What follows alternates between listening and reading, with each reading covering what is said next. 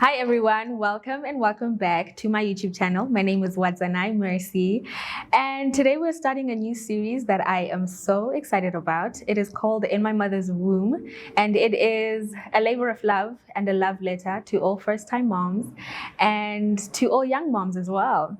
Today, I have a very special guest, the one and only, my Nala, my Masango, my Tinashe Beverly. You may know her. Welcome to the show. Thank you. Thank you so much for being here. I'm so excited. I'm so excited to interview you and dive into your story and hear all about your pregnancy journey. Oh, man, no, thank you for having me. Yeah. I've been waiting for a platform to just speak about this. So, I think for me, this is the podcast I wish I had when I first felt pregnant. Yeah. Because I literally went into it and I had no idea what I was doing. So I'm so excited. Let's dive straight into it. Awesome. Okay, so firstly, I have some fast questions for you. Okay. When did you have your first baby? I had my first baby in 2020, October 2020. How old were you? I was 25. Oh my goodness. Yeah. Okay. So you were a young mom. I was a young mom. Okay. Very young mom. So 2020, let's take it back to 2020. You've just found out you're pregnant. Yeah. Who was the first person you told? First person I told was Baba Nala. Oh, really? Yes. Okay. He was very excited. Okay. You'd think that, he'd be antsy and like a bit, but he wasn't. He actually received it very well. We weren't married at the time, so it was one of those. It was February. Okay. And lockdown happened in March, if you remember. Yep, so I it was remember. a pandemic wedding, Yeah. a pandemic rora, and then a COVID baby. So when did you then have your Rora? That was in May. Really? Yeah. So you had to wait, even if you wanted to, not show, you still had to wait. I had to wait. And like I remember, because my first trimester, I was at home, and I didn't eat a lot, know. But now I was interested. I was like, guys, let's make this for What's dinner. happening? I want to have this. And my siblings obviously got suspicious. Later on, they tell me like, we knew because. Oh, really? Yeah. And so your mom? My mom didn't know. She didn't know. Yeah. I didn't want to implicate anyone. I kept it to myself and kept it to him. He told a lot of people. Yeah. So. Okay. What was your biggest thought or biggest fear the day you found out before even telling Banala? My biggest fear, I don't think I had a fear. Okay. Reason being, like the weeks leading up to that, he'd, reassured me about, wanting to have a life together and that kind of thing. So my mind was, okay, it's even time. If this has happened, it's still okay. Yeah, it's happened, it's still okay. And yeah, I think I did not feel anxious or nervous about the situation. Okay. Yeah. Okay.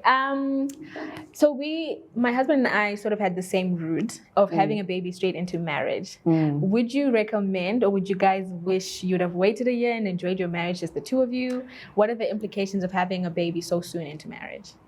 I think it reveals a person's true character. I feel like do you wish you'd have had time, just the two of you, or was it still okay? Or I feel like it changed us as individuals and as characters to the point where now the people that we are, we would not have been those people in the 1 year that it would have been together alone. Okay. Our life was so different. What we did for fun, it was, let's go to the friend's house, let's chill, let's have a drink, let's do this, let's do this. So, but now it's more like, step up. Let's break the generational curses. Let's make kingdom marriage. Like this is what we're working on, So I think it made everything a whole lot more serious, and I'm happy for it. I don't think I'd have it any other way. I think I totally agree, because when I had my baby, it changed my perspective about so many things. Yes. Like I cared about the bigger things. I didn't care about little things anymore. It was like, okay, what am I doing? My generations, it just changes you. I don't know how to explain it. Yeah, it does. Yeah. It does. Because you're not living for yourself anymore. You're not living for it's yourself like living anymore. for the little people. You've got a little human that's dependent on you. Yep. I have to make sure I'm safe at all times because my human depends on it. Yeah, absolutely. Yeah. Okay. So let's go into your first trimester. What made you suspect that you were pregnant? I was late. Okay. That's what made me suspect, because my body's like clockwork. Okay. So that's what made me suspect. In terms of symptoms, first trimester, I had craving for food. I actually wanted to eat. So I was interested in, and which was unusual for you. Yes, which was unusual. And people may think I'm exaggerating, but I used to have Cerevita yogurt, fruit juice. That was my diet. Your diet? And if I wanted to, maybe I'd eat supper. Maybe. you know. So like for me to not actually want to have breakfast, lunch, dinner, that was a big change. And that's where also the interest, you know, for Tina's Kitchen came about, because now I actually was interested in eating food and tasting food and cooking food, you know. So yeah, that was the biggest change for me. Sidetracking a bit, I remember I was a huge fan, well, I still am a huge fan of your YouTube channel when you guys launched. Thank you. And I remember in your early videos, you talked about not knowing how to cook. Yes. You're a fraud and a liar. I am My Nala, there's no way you taught yourself to cook that good.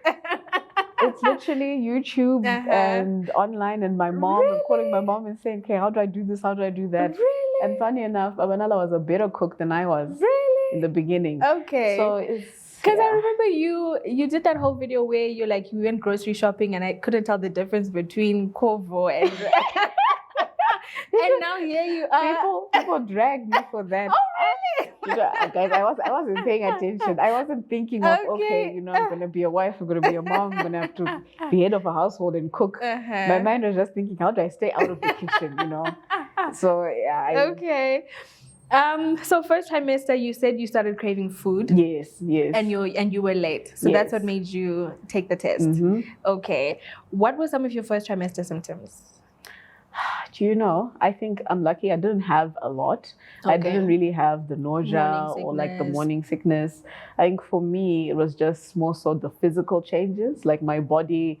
You know, when people talk about a second puberty, yes, I felt like I was going through the second puberty and the pregnancy, you know, changes at the same time. For me, that was the biggest changes physically. Did you have salt cravings or sugar cravings? Hey. Sand. What's that dirty? Really? What's that? I know it. Yes, that's what I crave. Really? And like I also like at home on the trees there's bark. Wow. Obviously, Mama didn't want me having any of that, but yeah, I had some quite a few times. And ice. Ooh, loved ice. But apparently it's iron deficiency. Yes. I started craving ice towards the end. Really? Did you have that shivers during your delivery? No, I didn't. So when I started craving ice, someone told me you're not supposed to drink cold water or ice. Oh yeah, they say because that, when you then give birth, it like chando chese chinotanga kubuda. Hey guys, I went through it. Really? I was like, okay, people are exaggerating, but I went through it. Oh wow. And like I started shivering uncontrollably, and my gynae and my pediatrician had to give me tea, and I kept wanting to fall asleep because like I was drowsy, and they like were forcing me to drink tea and and everything. Wow. So I thought it was weird, but it actually happened. Yeah. I feel like I got away with something then because I didn't experience any of that. Wow. Okay. Yeah. Nice. Okay, so you went through, what other symptoms do you go through? I think this part is for anyone who's suspecting that they're pregnant, or anyone like, what should people expect in their first trimester in terms of symptoms? I would say for Noah, for my son, I craved carrots. Oh, I know it sounds random. Okay. Like with Noah, we didn't know like if we were pregnant or we weren't. But and you just started craving. Yeah, I started craving carrots. That's what I started. So I think like if you notice yourself starting to crave random things, then it might be a sign that something's happening. Yeah. For me, I just started feeling very tired. I'm usually an early bird, like 5 a.m. club, and I just could not get myself out of bed any sooner than like 8 a.m. or 9 a.m. I think also my breasts showed me I was late. Yes. I don't know. I just felt weird, and I just had an inkling like, okay, something. I think something is going on. Yeah. Man. Yeah, but it's crazy. No, that's awesome. But for your first pregnancy, finding out you're pregnant for the first time, what was that feeling like? You know, I felt like, wow. Because, you know, like I feel like nowadays we have so much conversation around the struggle to get pregnant. Yes. You know, there's so much talk of you have to prepare your body. Yes. You know, like you have to have your prenatal vitamins even before you get pregnant. So like a part of me felt like, have I done enough prep to carry this baby healthily to term? Yeah. You know, I also felt like, what am I supposed to be eating? What am I supposed to be doing in order for this baby to come out healthy? Yeah. So I feel like I had more concerns about the baby's health and just making sure that they were fine. So you weren't worried about, oh my God, I'm pregnant? No, I wasn't. Okay. I wasn't. I was actually like more concerned with like the biological side of it. I'm like, wow, okay. Yes, and then I downloaded that What to Expect application that shows you, okay, baby's this big, measuring this big, and this week this is developing. So that kept me on the pulse of what was happening. Okay. Yeah. a more lighthearted question. So one thing that I struggled with my husband was coming up with baby names.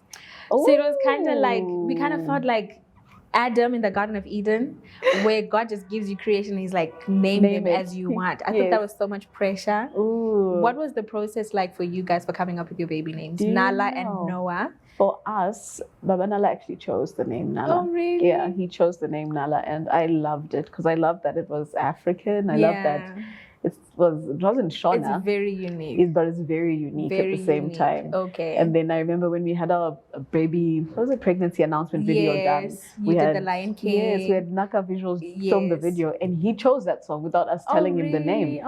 So it was one of those, okay. So it's like an aha moment. Yeah. Okay. So that was awesome. Did he ever tell you why Nala? Why he wanted Nala? Do you know? It's a very good question. I think he just loved that it sounded like African queen, African princess. This is a lioness. I love it. You know, so I thought it was a genius name, to be honest, when I heard. And Noah? Noah's name actually came from Baba Nala as well. Oh, really? Yeah. Okay. Does she have a second name? Does Nala have a second name? Yes, she does. Her second name is Tinashe. That's from Gogo. That's from Baba Nala's mom. Okay. So it's a beautiful name. Yeah. And for Noah, for Noah's name is Noah James. So James is Baba Nala's second name, and it's my dad's first name, my late dad's first name, and his dad's first name. That's so it was like a coming together of generations. It's so befitting, like a full circle moment. Literally. Okay. And Noah, do you know what? We are living in an interesting time as a people. I see. He is going to be there for his generation. I think, obviously. That's so beautiful. No pressure, Noah.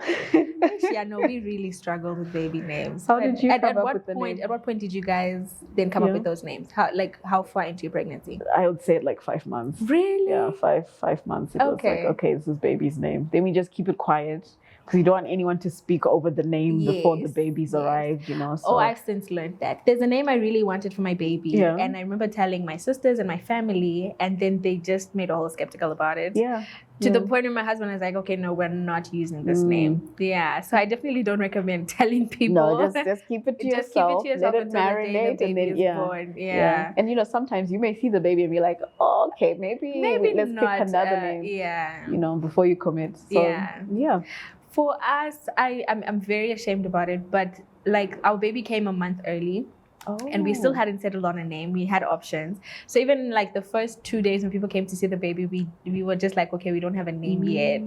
Yeah. So I don't know. Yeah, but that's our awesome. Journey. A month early. Had you had your hospital bag ready? No, did you have? How did that go? Packed it. Oh wow! Was everything inside? Was anything missing? Husbands. Is that a story for another day? There's so much that we didn't have, and. I woke up that morning not anticipating to be giving birth. I can imagine. And I go to meet my mom, and my mom is like, girl, you are in labor. And I'm like, no, we're still like 36 weeks. Well, it's like 35 weeks. I hadn't reached 36 yet. And she was like, no, you're in labor. So that's how I ended up going to the hospital. And yeah. That's fun, exciting times. How many weeks were you when you gave birth? I have been 39 weeks, 6 days for both. Really? Yeah, so it's just like But that must be tiring. Because come 35 weeks, I was tired. No, yeah, it was exhausting. I was tired. It was very exhausting. At that point, you're like, Noah was 3.4. I think Nala was 3.2. That's big. Yeah, big babies. Big babies. I know. Was it natural or C-section? Natural for both of them. For both of them? Yeah. Wow. I debated. I was like, should I go for C-section? I was like, you know what? For Nala or for Noah? For both of them. Both of them. And then my gynae said, you know, let's just do the least invasive way. And then if you're comfortable with that, we go through with that. And for pain, I chose pethidine. So, me too. Yeah. Okay, well, it was chosen for me, but yeah. Really? Yeah. Because I had chosen epidural, and then we hadn't signed up for it yet because the baby came early. We were supposed to register that week, and then the baby came early, so we just ended up using pethidine. And did you do, it was natural? Yes. And how long was labor? Active labor was 4 hours. Okay. Yeah, how long was it for you? You know, no, your first baby, you guys did a whole vlog. Was 8 hours. Okay. And then Noah was, I think, could be 45 minutes. No. What's the story behind that? So with Noah, I went to bed. It was like midnight, and then I felt a bit of pain and I'd taken a bath before and everything subsided. Yeah. Then woke up around 5, like 5:45 in intense pain. Then obviously got the kids packed up. Well, by the kids, I mean just Nala now at this point. Got her packed up, left her at my mom's, got to Avenues and, told them, I think I'm in labor. Then they didn't read my urgency. Okay. So by the time we got upstairs and they checked, I was 4 to 5 centimeters. No so way. So they were like, okay, Saka, okay. like now they're digesting the situation. Like, no okay, so she actually is in labor. There is progress. And then they got out of the room, I think, for like 10, 15 minutes. Were you not in like an excruciating pain? I was in excruciating pain, but because I've grown up being called the crybaby, So I told myself, I was like, I'm not crying, I'm not screaming, I'm not pulling my hair out, I'm not doing anything for like any of the labors, just I guess to just try to punish myself even more. Yeah. But so the nurse goes out and I tell Manala, I'm like, can you please check because I'm in intense pain right now. Then he looks and he's like, nurse. Then he calls the nurse, she comes back in, she checks, then she's like, one doctor would have. So now they're trying to close my legs. And they're trying to get a hold. Exactly, trying to get a hold of Dr. Chiang. And she was at the gym. So he was trying to call the gym reception, try and get her to come. So she came all the way from my gym to Avenues, it's like the wind. And Noah was born. 45 minutes. So I spent like a good 15 minutes just like being told not to push. How did you guys do that? I went through the same experience. Yeah, really? My gynae was delivering another baby in the same hospital. And the head was already out. So they kept telling me not to push, but it was like the contractions were just happening on their own. Guy, what? How do you tell... you can't not push. And like at some point your body actually pushes on for its you. Own, yes. Like, and I'm saying, no, I'm not pushing. You're in an intense amount of pain where the relief comes from the push. The push. Not even from, which is supposed to be like the ring of fire and like, everything's supposed so 45 minutes. Did you do anything to induce that? I had dates. Dates. I had I've been chewing on dates for like a week, but I didn't think it would do anything. And then I tried the mile circuit, like where you go down so. But to be honest, I think it was just him wanting to come out. I think he was, That's crazy. He wanted to. For me, I think it was okra water. You tried that? I thought of that, and I was like, I did okra water and as a meal as well. Okay. I got the pregnancy bowl. I would do workouts. Nice. That week, yeah. That's awesome. Yeah, but also sex induced for us. I guess there's always a way. Yeah, there's always a way. No, that's awesome. Okay, we want to go into the technical aspects of pregnancy. Yeah.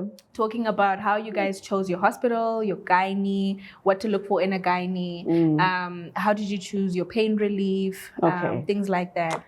Just educating women. So for us, we went with Dr. Chiwanga. Okay. I had known for both pregnancies. Okay. I had no friends who'd had babies, so I went and I looked on Facebook, and her page came up. Really? And that's how you chose? On Facebook. And she had a test from someone was like, we had Dr. Chiwanga delivered. And I was like, okay, cool. So we went to her and she thought we were still trying to decide which gynae we're going to go with. Okay. And then at the end of it was settled. We went with her. Then for the hospital, for us it was, because we were using cash. So we were trying to think, okay, do we go to Avenues or do we go to trauma? Yeah. So I remember trauma, I think, was close to 1.5 or something at the time. Yeah. That was 2020. I mean, I could be wrong. I don't remember exactly. And Avenues was 625 for down natural. For the hospital. Okay. And then at the end of it, they actually gave us 300 back. So the hospital booking itself was 300 something. Oh, wow. And I'm not an advocate for hospitals and everything like that, but Avenues was amazing. Oh, wow. The nurses, they've obviously been doing this for years, so everyone has a different experience wherever you go. And, we knew that the NICU right there. So it was everything in one place. So we went with Avenues and I've stuck to Avenues and I'll go there again if I ever have another baby. Okay. But yeah. Yeah, because there had been talk that Avenues was going down, so people were now opting for boutique hospitals. And they have a new maternity ward. Oh, I think now. So you do recommend Avenues? I do it's recommend still very much Avenues. good. I do. Okay, yeah. That's great. Yeah, okay. I've had good experiences there. Oh, that's so great. I won't, And you? Where did you give birth? I gave birth at Health Point. Oh, nice. Yes. Yeah, and I that's really awesome. liked it. It was very nice and intimate. Oh, beautiful. Yeah. So for the first baby, you used cash because Yes. you obviously weren't prepared. It was an unexpected baby. Second baby too. Really? Both of them cash Guys, babies. why? Because, no, like for us, it's what made sense at the time. Okay. It's what works at the time. So I think. So you never tried the whole insurance thing and no. Medical aid? No. You just didn't bother? No, okay. We didn't, yeah. Okay. And how were the bills? The bills were actually okay, to be honest. I think the second time round is where the expenses were a bit more because obviously with everyone's fees have gone up in general. Yeah. Everything has gone up in the country, you know. So, but it was still manageable. I think Avenues still paid roughly the same amount and money back. I think maybe might have been like 150 this time because it was more because of the development of the maternity ward. Yeah. But I would say give or take, it was like 500 down for the hospital. Then obviously gynae fees and everything else on top.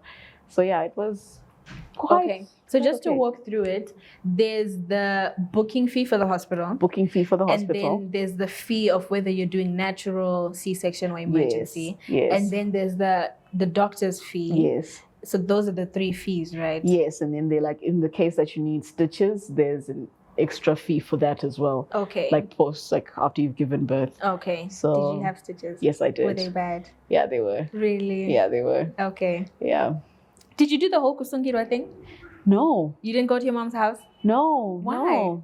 I feel like my mom lives down the road. Okay. So she's literally like a stone throw away. So she'd just come in, come out, come in, come out. Okay. You didn't feel like you needed it? No. Really? No. I think went straight into it? Yeah. I think especially with Noah, because obviously I wondered how are we going to function now with 2 babies in the house and just the 2 of us and with me healing. But what helped a lot was us just being by ourselves and functioning, trying to figure out, okay, at least me as well, okay, I can still cook. I can still get Nala ready. I can still do this because my healing second time round was quite excruciating. Really? Yeah. So yes, it's been something. It's been good. But your mom never opted for you to do that? I thought it was like tradition, like everyone must do it. No, it's not. Okay. No, it's not. I think, especially people out the country, they feel it's the worst because you're doing it by yourself. No choice. Yeah. Yeah. And especially also you're doing the cleaning by yourself, you're taking care of baby by yourself, you're healing by yourself. So it's... How was breastfeeding? It's been good. Are you exclusively breastfeeding? Exclusively breastfeeding. For both babies? I tried it. How was your milk supply? My milk supply was good. It was a lot, quite healthy. So you could pump? I could pump. I could pump a lot, especially with Nala. To leave the baby and everything? Yeah. Okay. Yeah. I think with Noah, he's actually had a thing just for breast milk only. Okay. He's taking his solids, but he prefers milk. Really? So I struggled. Really? Yeah, I struggled to the point where I was like, okay, I can't be super mom. And then I've just decided formula. I'm doing both. No, that's good. That's awesome. Yeah. Whatever's healthiest for you, I struggled. Talking about that, before we wrap up, the day I gave birth, I posted on my close friends that I'd given birth, and you messaged me or you sent me a video. Did I? I'm just going to read it out. Wait, what? Yes. So the video says, your baby enters into your world, you don't enter into theirs. Yes. Keep living your life and doing all the things that you love and just bring them along with you. Even if it's harder and more work, it's definitely worth it. Yeah. So I've just given birth. And this is the first thing you say to me. Yeah. Why was that the first thing you wanted me to know? Do you know, I feel like for the longest time, women, when they become mothers, they forget about themselves. Yeah. You become everything to everyone else and nothing unto yourself, to the point where you almost have to sit down and beg for bath time. If you become that overwhelmed with the amount of kids you have and everything that's going on. So it's one of those things of embrace you and your life. Okay. Kids are happier when their moms are more well-rounded and well-balanced because you give everything to them and you have nothing left for yourself, and then suddenly you are building resentment, suddenly you are feeling off balance, suddenly, okay, is it my partner or am I not getting enough help? Just choose yourself. And then it allows them to choose, your children, and to then choose your partner, and to just be a healthy environment. For me, at first I didn't get it. You didn't get but it? I think I then messaged you 4 weeks later. I'm like, hi, my Nala. I didn't get it then, but I get it now. I tried to be super mom. I couldn't pump. So everywhere I went, she went. I'm trying to even just get my hair done or even just go on a date. Yeah. And it was so hard. So eventually I was like, okay, let me stop. Let me just stay at home. But then eventually I was like, okay, no, I want to get back to the gym. I want to go to church, you know. Yes. So now I put in the work to wake up 30 minutes earlier to go with her to church, you know, and just do my life with her, you know, and I'm really loving it. So that's awesome. Yeah, I'm really loving it. Because I think, you know, when you think about it, like your partner, they chose you. They came to you as just an individual. And then now you're saying, okay, I'm not going to be an individual anymore. I'm just going to be a mom. You know, I only care about the kids. And that kind of disrupts the flow of things. Of who you are. Yeah. Okay. Thank you so much for coming and joining us. It's been a pleasure. I've loved being here. Thoroughly enjoyed it. You should have me back. I will. Yeah. I think next time I'll have you and Banala as well. Yes. I'm curious, out of 10, how helpful has he been with night shift? With night shift? Yes. Do you know? How helpful is he? Do you know, the thing is, I remember at the beginning of our relationship, I wasn't going to work in the mornings. Okay. So he was. So I was like, you know what, I'll take on night shift. Okay. So yeah, otherwise he's been very helpful. Than night shift, changing diapers, did he change diapers? Yeah. He's going to change diapers. He's going to change diapers. He's hands-on. I think, like, especially with Nala, because like now she's bigger and more opinionated, and like she's doing dance class. So like they're becoming besties. So it's awesome. Oh, I love it. I love it for you. Congratulations on your beautiful family. Thank you. I think when it started, it was probably shaky, but now, like, full circle, you guys look so beautiful. Thank you. Thank you so much. I actually have one last question. You guys post your pregnancies and your babies from newborn. I'm scared. Do you know? Did you guys have that conversation? Do you know or how does that come about? Guys, it's obviously there's evil eye. Yes. Don't get me wrong. Yes. Especially with your following. Yeah, there is absolutely evil eye.